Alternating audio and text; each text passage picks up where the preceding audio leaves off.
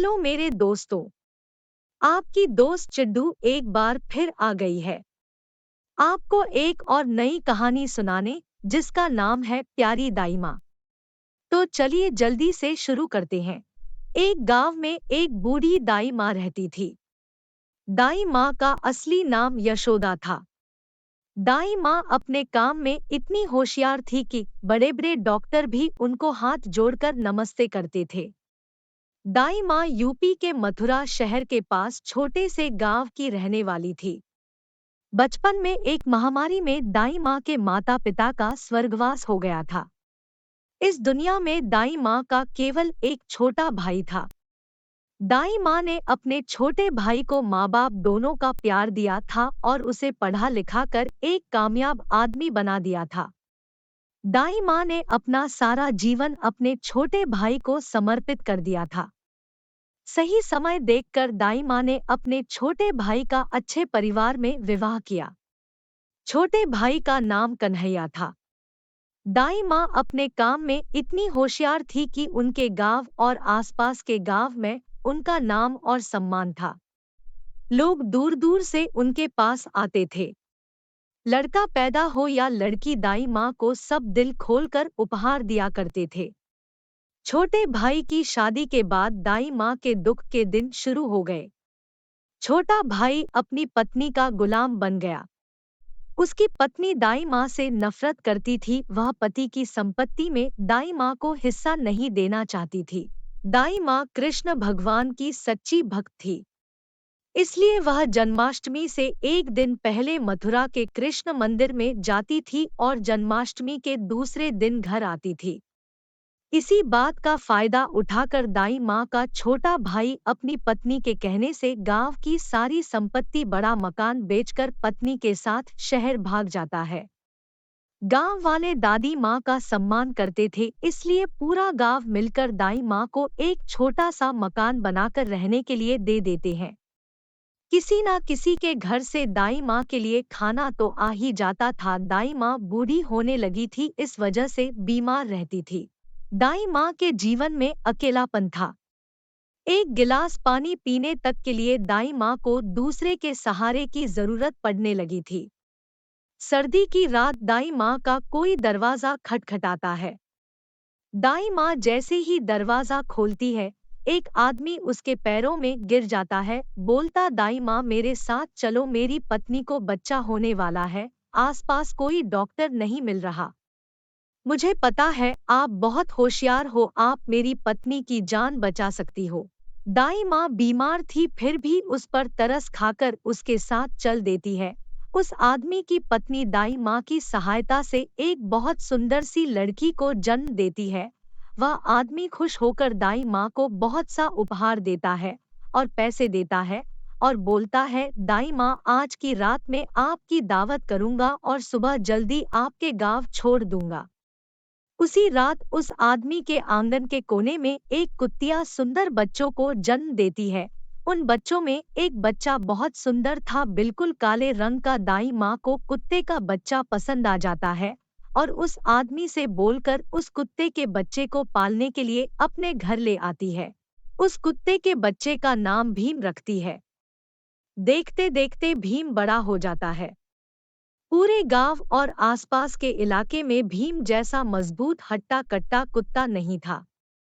गांव के लोग भी भीम को प्यार करने लगे थे, क्योंकि भीम गांव की गाय भैंसों को चुगाने ले जाता था और शाम को इकट्ठा करके उनको घर लाता था। और गांव में भीम की वजह से कोई चोर भी घुसने की हिम्मत नहीं करता था। किसी खूंखार जंगली जानवर को भी भीम गांव में घुसने नहीं देता था। भीम कुत्ते की वजह से दाई माँ के जीवन का अकेलापन दूर हो गया था। दीपावली का त्योहार था।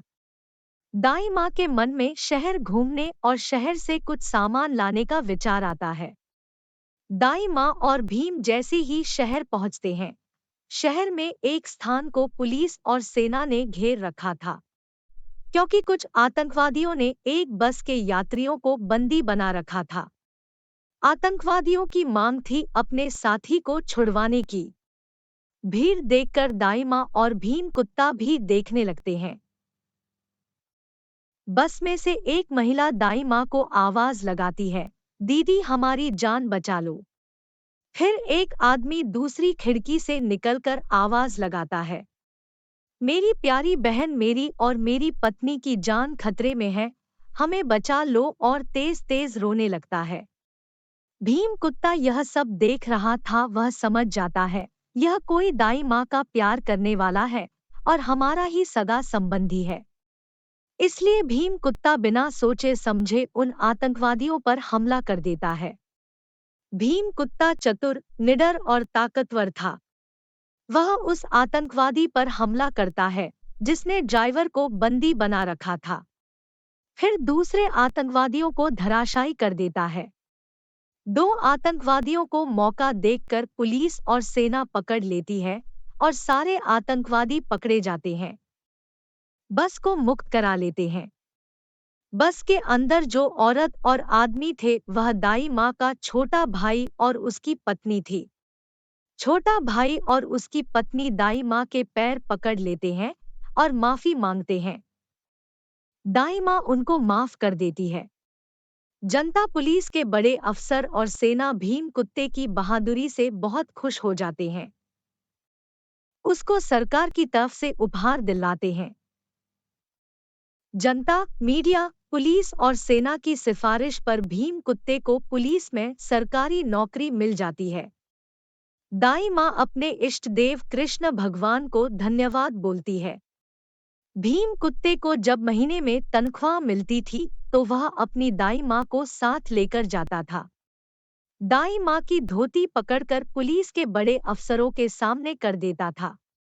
पुलिस के अफसर समझ गए थे भीम कुत्ता अपनी तनख्वाह दाई माँ के हाथ में रखना चाहता है। दाई माँ समझदार और बुद्धिमान थी। भीम कुत्ते की तनख्वाह से पैसा बचाकर वह पहले एक गाय खरीदती है, फिर दूसरी, धीरे धीरे उनके पास बहुत सी गाय हो जाती है। दाई माँ गाय का दूध बेचने का धंधा शुरू कर देती है। दूध का धंधा इतना बढ़ जाता है कि उनका डेयरी फार्म बन जाता है।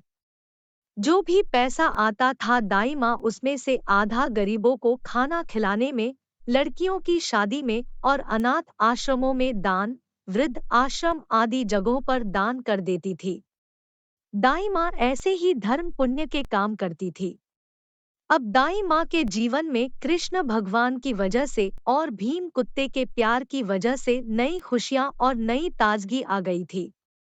तो दोस्तों, इस कहानी से हमें यह शिक्षा मिलती है कि ईश्वर अच्छे के साथ अच्छा करता है और बुरे के साथ बुरा। इसलिए हमारी कोशिश यह रहनी चाहिए कि हम भूल से भी किसी का बुरा ना करें।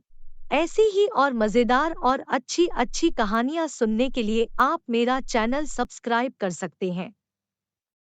फिर जल्दी ही मिलूंगी एक और नई कहानी के साथ। तब तक के लिए बाय बाय।